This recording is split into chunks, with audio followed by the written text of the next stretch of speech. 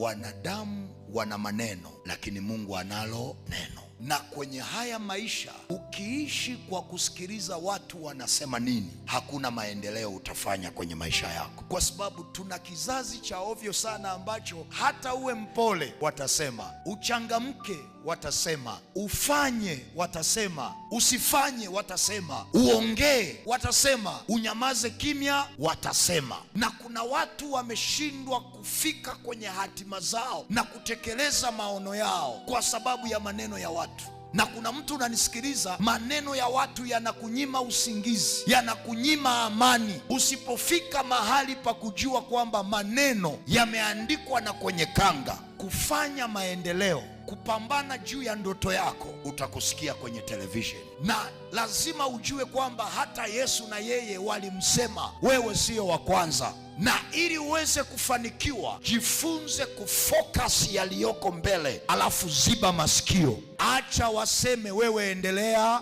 mbele. Acha waseme, wewe endelea mbele. Na kuna siku inakuja ambayo hao wanaokusema ndio watakuinamia na kukusalimia kwa heshima, kwa jina la Yesu.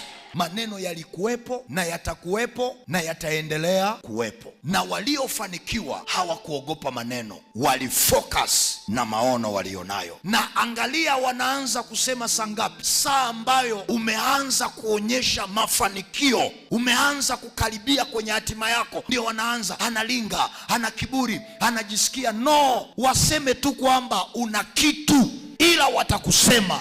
Na usipojifunza kuwa na moyo mkubwa, uwe na uhakika utaacha kufanya ili wafurahishe watu. Na waliofanikiwa walitafuta kumfurahisha Mungu na sio wanadamu. Maneno yasikuondoe kwenye ndoto yako, maneno yasikuondoe kwenye malengo yako, maneno yasikuondoe kwenye hatima. Acha waseme, wewe songa mbele.